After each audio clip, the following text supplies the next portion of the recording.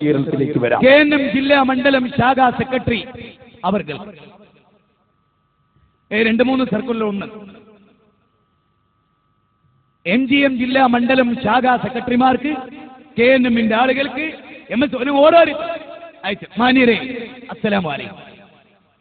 KK സക്കരിയ സ്വലാഹി നമ്മുടെ ആദർശത്തിനും സംഘടനാ അച്ചടക്കത്തിനും വിരുദ്ധമായി പ്രവർത്തിച്ചതിനാൽ 22/8/2012 ചേർന്ന KNM ഭരണസമിതി അദ്ദേഹത്തെ സംഘടനയിൽ നിന്ന് നീക്കം ചെയ്ത വിവരം സർക്കിൾ മുഖേന അറിയിച്ചതാണല്ലോ.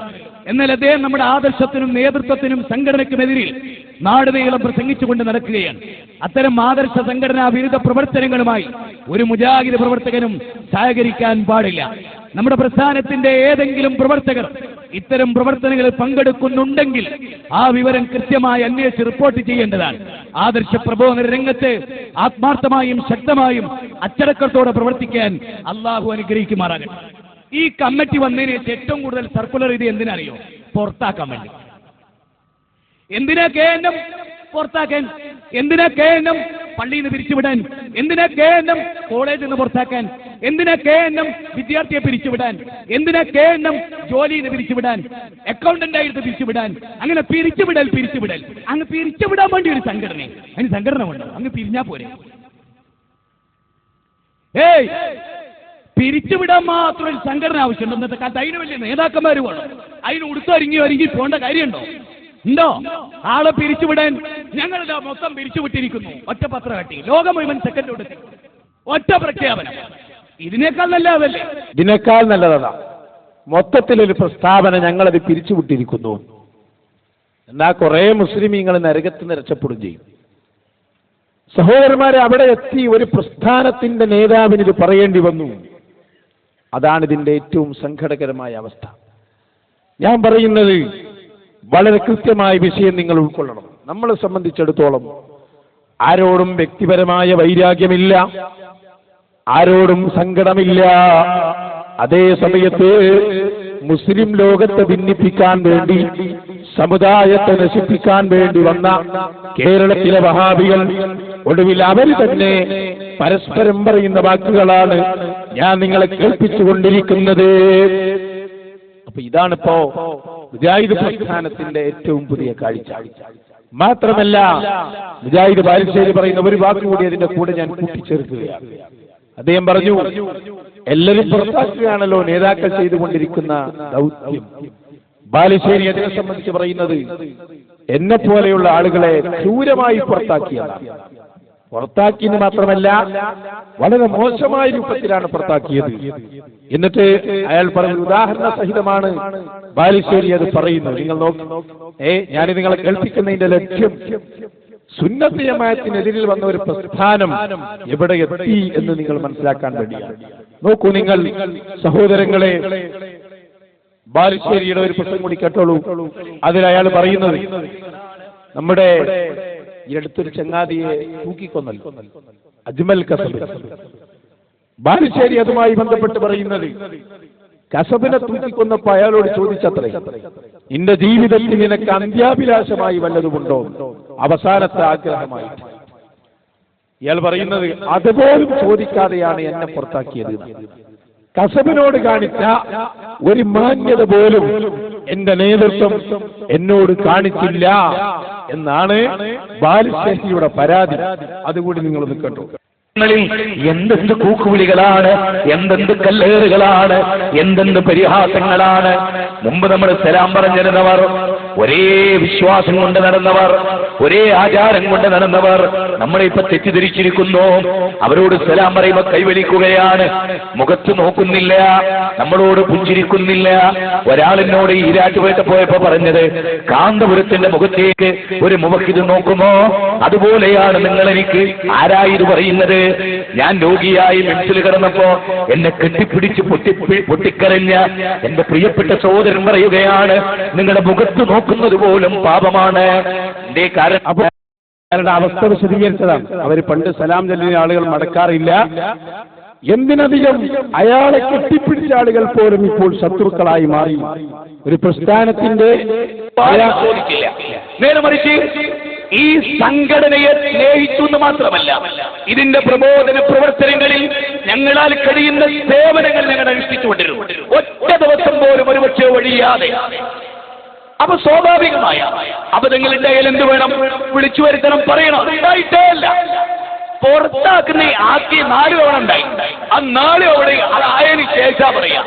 സിറ്റിച്ചതിന് ശേഷം അജ്മൽ കസബിനെ തൂക്കിക്കൊന്നിട്ടുണ്ടോ? എനിക്കെന്താ ആഗ്രഹം ഉണ്ടോ എന്ന് ചോദിക്കല്. അജ്മൽ കസബിനെ തൂക്കിക്കൊല്ലുമ്പോ പോലും അമുസ്ലിങ്ങളാൽ നയിക്കപ്പെടുന്ന ഭരണകൂടത്തിൽ അവർ ചോദിച്ചു, ചങ്ങായി മോനെ അന്നെ കൊല്ലാൻ പോകും, എനിക്ക് എന്തെങ്കിലും ആഗ്രഹം? അങ്ങനെങ്കിലും ഒരു അവകാശം. നിന്നെ പുറത്താക്കാൻ പോകാൻ നിനക്ക് എന്തെങ്കിലും പറയാനുണ്ടോ? എന്നിട്ട് എന്താ പറഞ്ഞെന്നറിയോ? കണ്ണൂരിലെ ചില പ്രവർത്തകരിൽ നിന്ന് കിട്ടിയ പരാതി എന്റെ പേരിൽ തന്ന എല്ലാ കത്തിലുള്ളതെന്നറിയോ? ഇന്ന നാട്ടിലെ ചില പ്രവർത്തകർ, ഇനി അതിന്റെ സ്ഥിതി അറിയോ നിങ്ങൾക്ക്?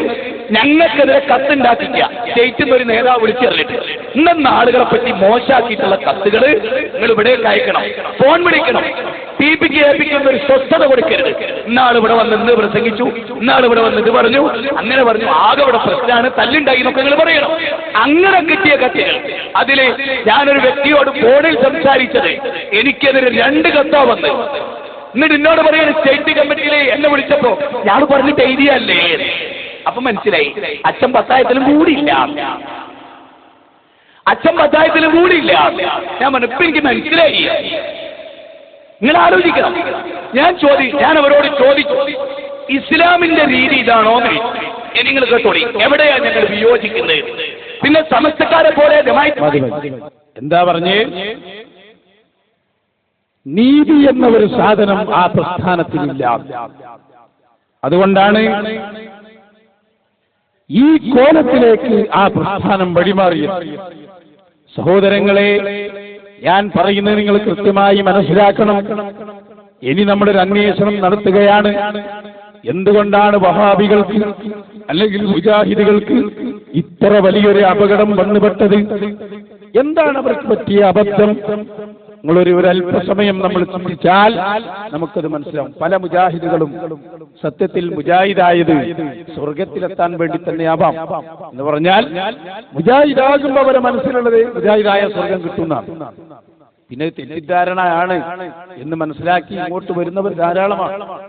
ഒരുപാട് ആളുകൾ, നിങ്ങൾക്കറിയാമല്ലോ, തിരുവനന്തപുരം ജില്ലയിൽ നിന്ന് 100ഓളം ആളുകളല്ലേ ഈ അടുത്ത് പോകുന്നത്.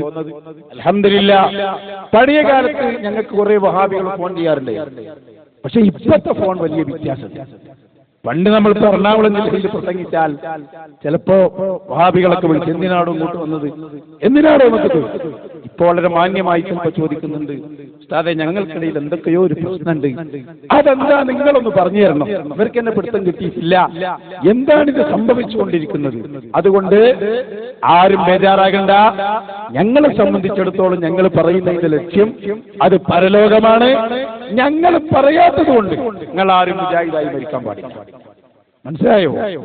പരലോകത്തെത്തുമ്പോ അള്ളാഹുവിന്റെ ചോദ്യം, ഈ സത്യം നിങ്ങൾക്കറിഞ്ഞിട്ട് നിങ്ങൾ എന്തുകൊണ്ട് പറഞ്ഞു കൊടുത്തില്ല എന്ന് അള്ളാഹു ഞങ്ങളോട് ചോദിക്കാൻ പാടില്ല. എന്ന് പറഞ്ഞാൽ അങ്ങനെ ഒരു ചോദ്യത്തിന് ചാൻസ് ഉണ്ടാകാൻ പാടില്ല.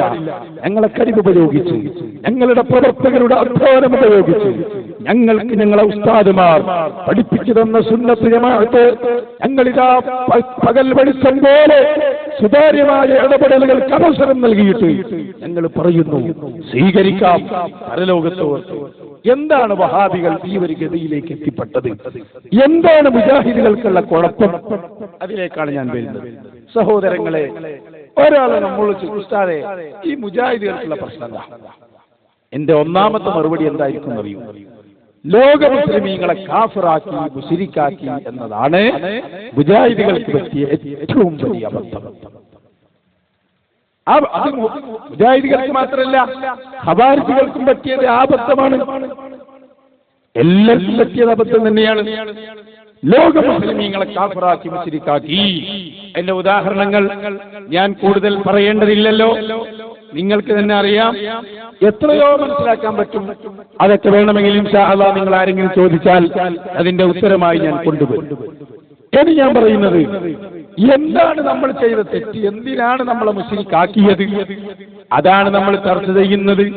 അപ്പൊ ഇവര് പറയും, ഉസ്താദേ നിങ്ങൾ മുശ്രിക്കാണെന്ന് പറയാനുള്ള കാരണം, കേരളത്തിലെ സുന്നികൾ മുശ്രിക്കാണെന്ന് ഞങ്ങൾ പറയാനുള്ള കാരണം മറ്റൊന്നുമല്ല, നിങ്ങൾ ബദരീങ്ങളെ വിളിക്കുന്നു, നിങ്ങൾ മുഹയ്യദ്ദീൻ ശൈഖിനെ വിളിക്കുന്നു, നിങ്ങളെ തൗഹീദ് ശരിയല്ല.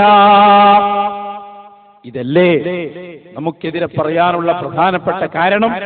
ഒന്നുകൂടി പറഞ്ഞാൽ, ഒരു ആക്സിഡന്റ് സംഭവിക്കുന്നു, അപ്പോഴതാ ഒരു സുന്നി വിളിച്ചു പറഞ്ഞു ബദരീങ്ങളെ അല്ലെങ്കിൽ മുഹയ്യദ്ദീൻ ശൈഖയെ കാക്കണേ. അപ്പോ ഇവർ പറയും ഉസ്താദേ അത് ശിർക്കാട്ടോ. അതാണ് നിങ്ങൾ ചെയ്യുന്ന ഏറ്റവും വലിയ അപകടം. അതുപോലെ തന്നെ റബീഉൽ അവ്വൽ മാസമായാൽ നിങ്ങൾ പറയാൻ തുടങ്ങും. എന്താ നിങ്ങൾ പറയാ? ഇർതകബ്തു വലൽ ഖതാ ഗൈറ ഹസിരിൻ വാദത് ലക അസ്കൂ ഫീഹി യാ സയ്യിദി ഖൈറൻ നബി. ഇതാണ് ഉസ്താദേ നമുക്ക് നിങ്ങൾക്കുള്ള ഏറ്റവും വലിയ പ്രശ്നം എന്നാണ് മുജാഹിദികൾ പറയുന്നത്. നിങ്ങളെല്ലാവരും നല്ല മനസ്സോടെ ഒരല്പസമയം ഇതിനെക്കുറിച്ച് നമുക്കൊന്ന് ചിന്തിക്കാം. ഈ ആരോപണം പറഞ്ഞത് സത്യമായിരുന്നോ? ഈ പറഞ്ഞ ആളുകൾ ഇപ്പോൾ എവിടെ എത്തി? ഇതാണ് ഞാൻ ആദ്യമായി നടത്തുന്ന ഒരു അന്വേഷണം. നിങ്ങൾക്കൊക്കെ എന്റെ കൂടെ ഈ പരിപാടി ഓരോ സെക്കൻഡിലും ഇത് വീക്ഷിക്കുന്ന എല്ലാവരോടും, ക്ലാസ് റൂമിലൂടെയും ഏതൊക്കെ ഭാഗങ്ങളിലൂടെ ഇത് വീക്ഷിക്കുന്നുണ്ടോ എല്ലാവരോടും ഞാൻ നിങ്ങളെ ശ്രദ്ധ സ്ക്രീനിലേക്ക് ക്ഷണിക്കുന്നു. മുജാഹിദ് ബാലുശ്ശേരിയാണ് പ്രഭാഷകൻ. അദ്ദേഹം നമുക്കെതിരെ ഒരു ആരോപണം ഉന്നയിക്കുകയാണ്. ആരോപണത്തിന്റെ കാതൽ എന്റെ ഒരു പ്രസംഗമാണ്.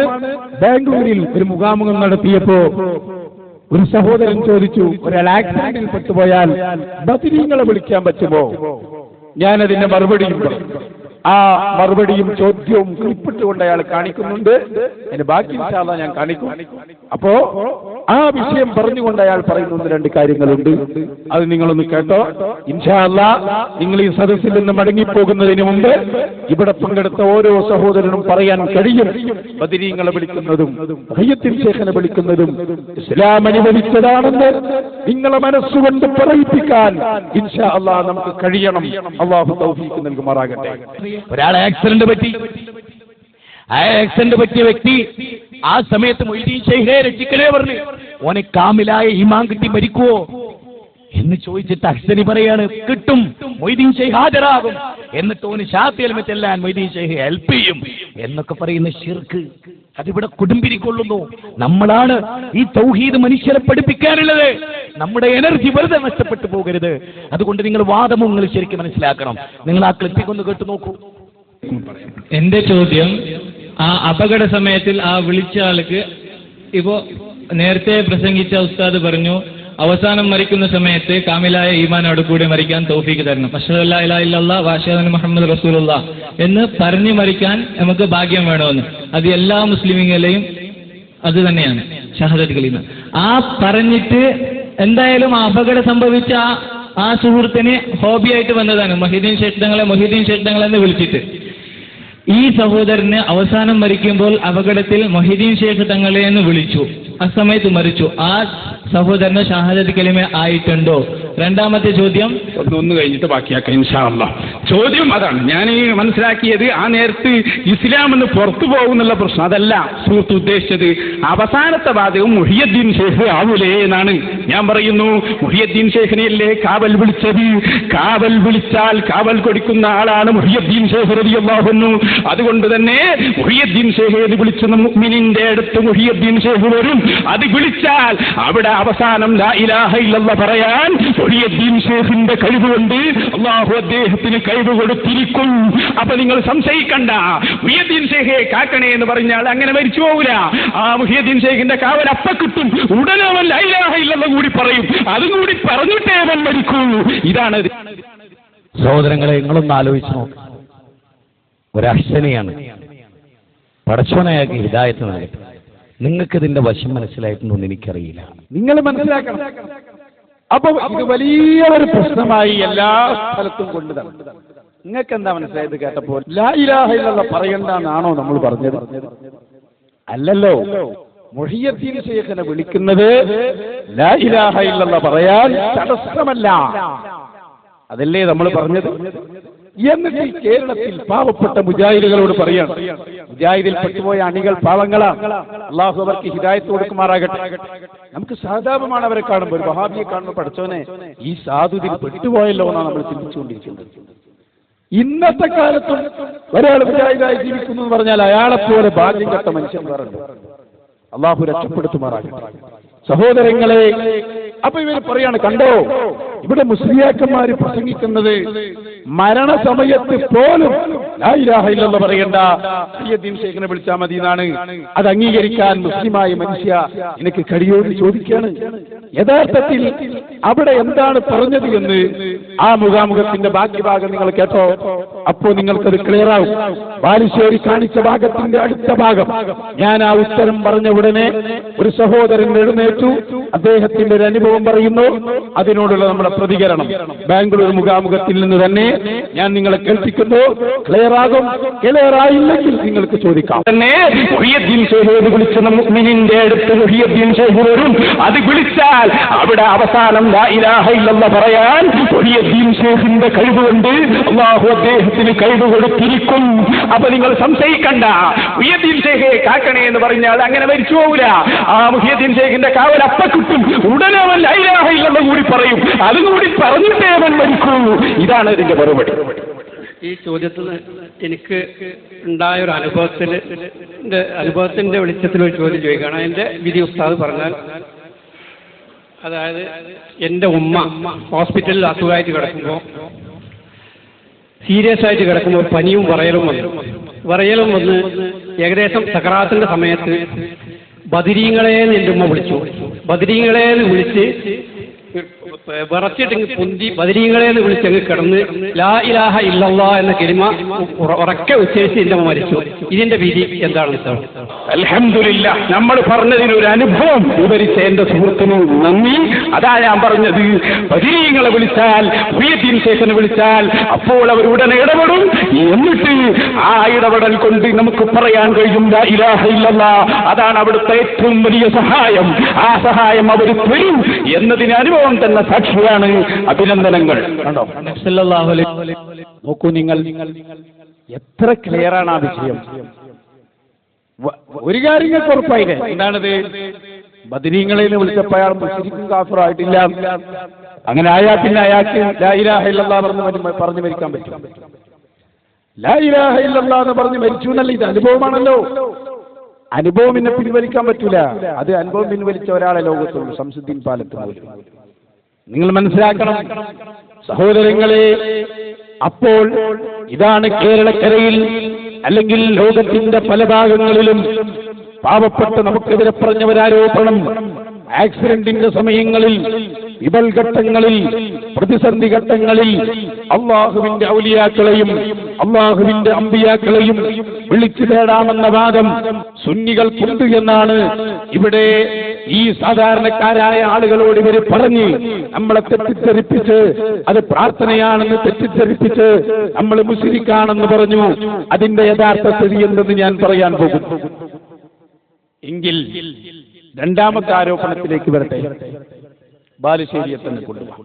അയാളാണല്ലോ ഇപ്പോഴത്തെ താരം. ഞാൻ അതുകൊണ്ടാണ് അയാളെ തന്നെ പ്രത്യേകം, അയാൾ പട്ടുപടം ഒന്ന് പോയ ആളുമാണ്. നിങ്ങൾ ഇനി അയാളൊന്ന് ഇർത്തക്കബത്ത് ചെല്ലാൻ പോവാം. ശരിക്കും ശ്രദ്ധിച്ചോളൂ. ഇർത്തക്കബത്ത് അൽ ഖത്താ എന്നുള്ള ബൈത്ത് നമ്മൾ പാടിയല്ലോ നേരത്തെ. ഇനി ബാലുശ്ശേരിയുടെ വക ഒന്ന് പാടാൻ പോവാണ്. പാടുമ്പോൾ എന്താ സ്വാഭാവികമായും മഖ്റജുകളൊക്കെ തെറ്റായിരിക്കും. നിങ്ങൾ പൊരുത്തപ്പെട്ടു കൊടുത്തു. കാരണം അയാള് മദ്രസയിൽ പഠിച്ച്, നമ്മളെ സുന്നി വിദ്യാഭ്യാസം കൊണ്ട് മദ്രസയിൽ പഠിച്ച ആളൊന്നുമല്ല. അയാൾ ഏതൊരു കോറിയിൽ പണിയെടുക്കുന്നതിന്റെ ഇടയ്ക്ക് കയറി വന്ന ഒരാളാണ്. സ്വാഭാവികമായും മഖ്റജുകളൊക്കെ തെറ്റുണ്ടാവും. അത് നമുക്ക് വിട്ടുകൊടുക്കാം. അയാൾ പാടട്ടെ. എന്നിട്ട് അവസാനം അയാൾ പറയുന്ന ഒരു വാക്കുകൂടിയുണ്ട് വിശുദ്ധ ഖുർആനുമായി ബന്ധപ്പെട്ട്. നിങ്ങളൊന്ന് ചിന്തിച്ചോളൂ. എന്നിട്ട് ആ പ്രസംഗം കൂടി ഒന്ന് ഇർത്തഖബത്തുലൂടെ ചെല്ലുന്നത് ഇതാണല്ലോ. ഇർത്തഖബത്തു അലൽ ഖത്താ ഗൈറ ഹസിനി വഹദത് ലകാഷ്കു ഫീഹിയാ സയ്യിദി ഖൈറൻ നബി. പാപമെന്ന വാഹനമിൽ അറ്റമില്ല ഞാൻ കേറി, അങ്ങയോട് ന്യായം ഞാൻ സയ്യിദി ഖൈറൻ നബി. ഇതിന് ഏത് ഖുർആനിക വചനാ തെളിവ്? അപ്പൊ പറയും വലു അന്നഹും. അങ്ങനെ ഒരു ആയത്ത് തന്നെ ഖുർആനിലില്ല. ഞെട്ടിയോ? വലു അന്നഹും എന്ന് തുടങ്ങുന്ന ആയത്ത് ഖുർആനിലില്ല. ഇല്ല. വലൗ അന്നഹുന്ന് തുടങ്ങുന്ന ആയത്ത് ഖുർആനിലില്ലേ എന്നാണ് ഒരു സ്ഥലത്ത് നിന്ന് സ്ഥാപിച്ചത്. ഞാൻ പറഞ്ഞില്ല, അങ്ങനെ ഒരു ആയത്തില്ല ഖുർആൻ. സത്യ സുബ്ഹാനല്ലാഹ്. വലൗ അന്നഹും തുടങ്ങുന്ന 4 ആയത്തെങ്കിലും ഇല്ലേ ഖുർആനിൽ? നിങ്ങൾ ശരിക്കും ചിന്തിക്കണം. ഇവരിങ്ങനെ വലിയ വാഴ് പറയും. സാധാരണക്കാരായ എന്റെ പ്രവർത്തകരെ, എന്റെ കൂട്ടുകാരെ, ഇത് നിങ്ങൾക്ക് ചിന്തിക്കാനുള്ള ഒരു സന്ദർഭമാണ്. വിശുദ്ധ ഖുർആനിൽ വലൗ അന്നഹും എന്ന് തുടങ്ങുന്ന ഒരായത്തില്ല എന്ന് ബാലുശ്ശേരി പ്രസംഗിച്ചിട്ട് കൊല്ലങ്ങളായി. ഞങ്ങൾ അന്ന് തന്നെ ഈ പ്രസംഗം ജനങ്ങളോട് കേൾപ്പിച്ചിരുന്നു. ഞാൻ കാണിച്ചു തരാം, ശ്രദ്ധിക്കണം സഹോദരന്മാരെ. ഇയാളെ നിങ്ങൾ കണ്ടു പരിചയമുണ്ടോ? ഇത് എറണാകുളം ജില്ലക്കാരൻ അനസ് മൗലവിയാണ്, അഹമ്മദ് അനസ് മൗലവി. ഈ മനുഷ്യൻ ഞങ്ങൾ പ്രസംഗിച്ചപ്പോൾ, അന്ന് ഞാൻ ബാലുശ്ശേരിയുടെ ഈ ക്ലിപ്പിട്ട് പ്രസംഗിച്ചപ്പോ ഈ എറണാകുളം ജില്ലയുടെ പല ഭാഗങ്ങളിലും വന്ന് അന്ന് അയാൾ ന്യായീകരിച്ചു അതിനെ. അന്ന് ബാലുശ്ശേരിയും അനസ് മൗലവിയും കൂട്ടുകാരായിരുന്നപ്പോൾ അന്ന് മുജാഹിദ് ബാലുശ്ശേരി പറഞ്ഞതിനെ ന്യായീകരിച്ചു ഈ മനുഷ്യൻ. എന്നിട്ട് അദ്ദേഹം വലൗ അന്നഹും എന്ന് പറഞ്ഞ അങ്ങനെയല്ല എന്നൊക്കെ പറഞ്ഞ് ഉരുണ്ടും മറിഞ്ഞ് രക്ഷപ്പെടാൻ ശ്രമിച്ചു. ഇന്നെന്തായി നിങ്ങൾക്ക്? ബാലുശ്ശേരി വേറൊരു ഗ്രൂപ്പിലും അനസ് മൗലവി വേറെ ഗ്രൂപ്പിലുമായി. അപ്പോൾ പുതിയ പ്രസംഗം നിങ്ങൾ കേട്ടോ. ഇപ്പോൾ അയാൾ പറയുന്നത് എന്താണെന്നറിയോ? മുജാഹിദ് ബാലുശ്ശേരി ഖുർആനിൽ കൃത്രിമം നടത്തിയ ആളാണ്. തെളിവെന്താ? വലൗ അന്നഹും എന്ന ആയത്ത് ഖുർആനിലില്ല എന്ന് പറഞ്ഞ ആളാണ്. സുബ്ഹാന ജല്ല ജലാലുഹു. ഞാനിങ്ങനെ ചിന്തിച്ചു പോയി. നേരത്തെ പാവപ്പെട്ട ഞങ്ങളിത് പ്രസംഗിച്ചപ്പോ ഞങ്ങളെ കളിയാക്കി ബാലുശ്ശേരി പറയാത്തത് പറഞ്ഞു എന്ന് പറഞ്ഞു. മാത്രമല്ല ക്ലിപ്പ് കട്ടുമുറിച്ചതാണെന്ന് വരെ പ്രഖ്യാപനം നടത്തി. അൽഹംദുലില്ലാഹ് ലക്കൽ ഹംദു യാ അല്ലാഹ്. കൊല്ലങ്ങൾക്ക് മുമ്പ് പാവപ്പെട്ട ഞങ്ങൾ പറഞ്ഞ ആ വാക്കുണ്ടല്ലോ, അല്ലാഹുവേ ഇവരുടെ നാവ് കൊണ്ട് തന്നെ ഈ കൈരളിക്കത് കേൾക്കാൻ കഴിഞ്ഞല്ലോ. അത് പറയിപ്പിച്ച റബ്ബേ, 1000 സ്തുതികൾ നിനക്ക് ഞങ്ങൾ അർപ്പിക്കുകയാണ്. അനസ് മൗലവിയുടെ ഏറ്റവും പുതിയ പ്രസംഗത്തിൽ അയാൾ ബാലുശ്ശേരിയെ ഖണ്ഡിച്ചുകൊണ്ട് പറയുന്ന വാക്കുകൾ നിങ്ങളൊന്ന് കേട്ടോളൂ. അത് ഏറ്റവും പ്രധാനപ്പെട്ട ഒന്നായിരുന്നു, വിശുദ്ധ ഖുർആനിൽ കൃത്രിമം കാണിച്ചു എന്നുള്ളത്. സഹോദരങ്ങൾ മനസ്സിലാക്കണം. ഈ വ്യക്തി തന്നെ പ്രസംഗിച്ച ഒരു പ്രസംഗം, ആ പ്രസംഗത്തെ ഒരു പരാമർശം, അപ്പൊ പറയും വലൗ അന്നഹും അങ്ങനെ ഒരു ആയത്തിന് ഖുർആനിലില്ല. വലൗ അന്നഹും എന്ന് തുടങ്ങുന്ന ആയത്ത് ഖുർആനിലില്ല. വലൗ അന്നഹും എന്ന് തുടങ്ങുന്ന ആയത്ത് ഖുർആനിലില്ല എന്നാണ് ഒരു സ്ഥലത്ത്. ഞാൻ പറഞ്ഞില്ല, ഒരു ആയത്തില്ല. സത്യ വലൗ അന്നഹും എന്ന് തുടങ്ങുന്ന ഒരു ആയത്തില്ല. കണ്ടോ? 4 ആയത്തുണ്ട് ഖുർആനിൽ. ഒരായത്തല്ല, 4 ആയത്തുണ്ട് അല്ലാഹുവിന്റെ ഖുർആനിൽ. വലൗ അന്നഹും എന്ന് തുടങ്ങുന്ന ഒരായത്ത് വിശുദ്ധ ഖുർആനിൽ ഇല്ല എന്ന് പരസ്യമായി ഇദ്ദേഹം പ്രസംഗിക്കുകയാണ്. ഇതൊരാൾ എടുത്ത് ക്ലിപ്പാക്കിയിട്ട് കേരളത്തിൽ ഇറങ്ങിയിട്ട് പൊതുജനങ്ങളോട് പറയാ, അല്ല നമ്മുടെ ബാലുശ്ശേരിക്കാരൻ മൗലവി എന്ന് പറയുന്ന ആള് അള്ളാഹിന്റെ പേരിൽ കൃത്രിമം കാണിച്ചിരിക്കുന്നു. കാരണം വലൗ അന്നഹും എന്ന് തുടങ്ങുന്ന ഒരു ആയത്ത് ഖുർആനിൽ ഇല്ല എന്നാണ് അദ്ദേഹം പറയുന്നത്. എന്നാൽ വിശുദ്ധ ഖുർആൻ സൂറത്തുൽ ബഖറ 103-ാമത്തെ ആയത്തിൽ അല്ലാഹു പറയുന്നു, വലൗ അന്നഹും ആമനൂ വത്തഖൗ ലമസൂബത്തും മിൻ ഇൻദില്ലാഹി ഖൈറുൻ ലൗ കാനൂ യഅലമൂൻ. വിശുദ്ധ ഖുർആനിലെ ആയത്ത് തുടങ്ങിയത് വലൗ അന്നഹും എന്ന് പറഞ്ഞുകൊണ്ടാണ്. വീണ്ടും വിശുദ്ധ ഖുർആൻ പരിശോധിച്ചാൽ സൂറത്ത് മാഇദയിലെ 66-ാമത്തെ ആയത്തിൽ കാണാം, വലൗ അന്നഹും അഖാമുത് തൗറാത വൽ ഇൻജീല വമാ ഉൻസില ഇലൈഹിം മിർ റബ്ബിഹിം തുടങ്ങിയത് വലൗ അന്നഹും എന്ന് പറഞ്ഞുകൊണ്ടാണ്. വീണ്ടും വിശുദ്ധ ഖുർആൻ മറിച്ചാൽ കാണാം, അതേ സൂറത്തു തൗബയിലെ 59-ാമത്തെ ആയത്ത്, വലൗ അന്നഹും റദൂ മാ ആതാഹുമുല്ലാഹു വറസൂലുഹു. വീണ്ടും വിശുദ്ധ ഖുർആൻ പരിശോധിച്ചാൽ കാണാം, സൂറത്ത് ഹുജറാത്തിലെ 5-ാമത്തെ ആയത്ത്, വലൗ അന്നഹും സബറൂ ഹത്താ തഖ്റുജ ഇലൈഹിം ലകാന ഖൈറൻ ലഹും വല്ലാഹു ഗഫൂറുർ റഹീം. 4 ആയത്ത് ഖുർആനിലുണ്ട് വലൗ അന്നഹും എന്ന് തുടങ്ങുന്നത്. ഇദ്ദേഹത്തിന്റെ പ്രസംഗം കേട്ടാൽ എന്താ തോന്നുക? ഖുർആൻ ഒറ്റ ആയത്തില്ല എന്നാണ്. സംശയമുണ്ടോ? ഒറ്റ ആയത്തില്ല. കാര്യം മൂപ്പര് സോളിഡ് പ്രൂഫും സിമെന്റ് പ്രൂഫൊക്കെയാണ്. അങ്ങനെയാണ്, വെറുതെ ഒന്നും പറയില്ല. സോളിഡ് പ്രൂഫ് ഉണ്ടാവും, പിന്നെ സിമെന്റ് ഉണ്ടാവും, പിന്നെ കട്ട ഉണ്ടാവും. അങ്ങനെ വെച്ചിട്ട് മൂപ്പര് മേസ്തിരി പണി നടത്തലാണ് ഇടക്കിടക്ക്. അപ്പൊ ഇത് കേൾക്കുമ്പോ സാധാരണക്കാർ വിചാരിക്കും ഇങ്ങനെയൊക്കെ തന്നെ, ഇത് ഇദ്ദേഹം പറയുന്ന പോലെ തന്നെ. നല്ല 4 ആയത്തുണ്ടായിട്ട് ഒരൊറ്റ ആയത്തില്ല എന്ന് പറഞ്ഞില്ലേ? ഇപ്പോഴല്ലേ അത് പുറത്തു വന്നത്? അപ്പൊ അനസ് മൂലം നിങ്ങൾ എന്തിനാ പണ്ടതിനെ ന്യായീകരിച്ചത്? ഗ്രൂപ്പിന് വേണ്ടി എന്തും ചെയ്യും, ഗ്രൂപ്പിന് വേണ്ടി എന്ത് പക്ഷപാതിത്വവും ചെയ്യാമെന്നാണോ? പരലോകത്തെ സംബന്ധിച്ച് നിങ്ങൾ ഭയപ്പെടുന്നില്ലേ? അള്ളാഹുവിന്റെ പരലോകം വരാനില്ലേ? അവിടെ നാവുകൾക്ക് സംസാരിക്കാൻ കഴിയില്ല. പിന്നെ അവിടെ സംസാരിക്കുന്നത് കൈകാലികളാണ്. മാത്രമല്ല, നീ സംസാരിച്ചതും നീ പറഞ്ഞതും നിന്റെ കൈകളിലേക്ക് നൽകപ്പെടും. മോനേ, നിന്റെ കിതാബ് ഏതാ? നിന്റെ കിതാബ് നീ പ്രായപൂർത്തിയായത് മുതൽ നിന്റെ മരണം വരെ പറഞ്ഞ കാര്യങ്ങൾ, മരണം വരെ ചെയ്ത കാര്യങ്ങൾ മോനെ നീ തന്നെ വായിക്കൂ എന്ന് പറയുന്ന ഒരു കാലം വരാനില്ലേ? ബഷറയെ പേടിക്കണ്ടേ? തോന്നിവാസം പറയാൻ പറ്റുമോ? സഹോദരങ്ങളെ, അവ 2 പ്രസംഗങ്ങൾ ഞാൻ നിങ്ങളെ കേൾപ്പിച്ചു. എന്താണ് ഇത്? സാധാരണ ഇവിടെ ഇവർ പറയുന്ന ഒരു ആരോപണമാണ്. ഞാൻ ആ ആരോപണം കൊണ്ടാണ് പലരും മുജാഹിദാകുന്നതെന്ന്. ഏത്? ഇസ്തഖബത്ത് ചൊല്ലുന്നു, അതുപോലെ തന്നെ ബദരീങ്ങളെ വിളിക്കുന്നു, മുഹിയദ്ദീൻ ശൈഖിനെ വിളിക്കുന്നു, അല്ലാഹു അല്ലാത്തവരെ പ്രാർത്ഥിക്കാൻ പാടില്ല എന്ന് ഖുർആൻ പറഞ്ഞിട്ട് എന്താണത് ശ്രദ്ധിക്കാത്തത്? ഇതാണ് പലപ്പോഴും മുജാഹിദുകൾ ഇവിടെ പറഞ്ഞു.